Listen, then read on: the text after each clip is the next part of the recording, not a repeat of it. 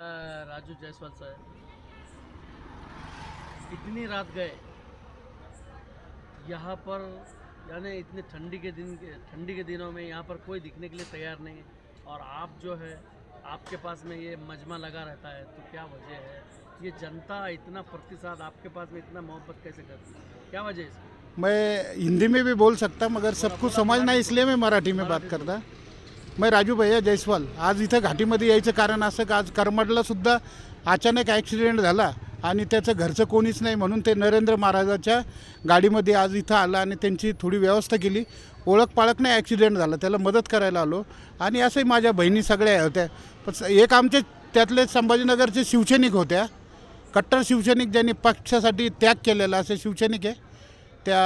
त्यांचं नाव मला वाटतं कदम म्हणून आहे। तर त्या म्हणे आमचं कोणी वाली आहे का नाही, आम्हाला कोणी भेटायला येतं का नाही। आज सगळे आमदार खासदारला फोन लावते म्हणे आज माझा घरचे लोक सिरियस आहे, पण कोणी नाही।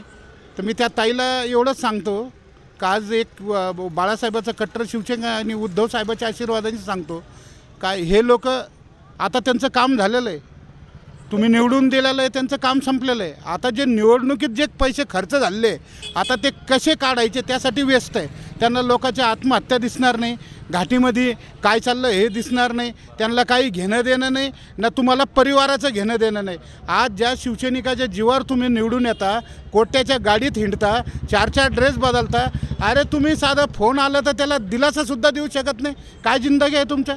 काय आमदार खासदार होऊन तुम्ही काम करता? आज एक शिवसैनिक म्हणून आज तुम्हाला सांगतो, मी तुम्हाला निवडून देण्यामध्ये सगळ्याला सिंहाचा वाटा आहे, पण एक शिवसैनिक म्हणून काम करतो का आज या तळागाळात माझ्या मायबाप जनतेसाठी काम करणं ही काळाची गरज आहे। आज काय जोमाने काम करतो इथं, आज मुस्लिम समाज काय जोमाने काम करतो।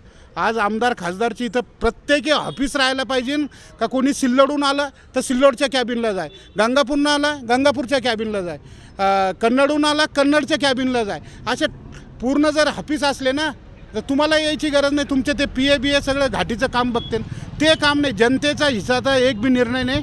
इथं जर सफरचंद घ्यायला गेले मायबाप जनता, आज 160 रुपये किलो आहे आणि तिला इरभळ काम करावं लागतं 160, 70, 200 रुपयामध्ये। ते सफरचंदला नुसती बघती आणि ठुती, ते विकत घेऊ शकत नाही। या सगळं तुमच्यामुळं घडलं। आज महागाईच्या मुद्द्यावर कोणी बोलायला तयार नाही।